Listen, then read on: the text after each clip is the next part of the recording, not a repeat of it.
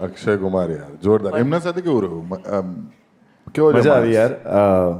એક એનેકડોટ કહું, એટલે એક એવો ઘટના કહું. એ છે ને, અમે શિપ પર શૂટિંગ કરતા હતા.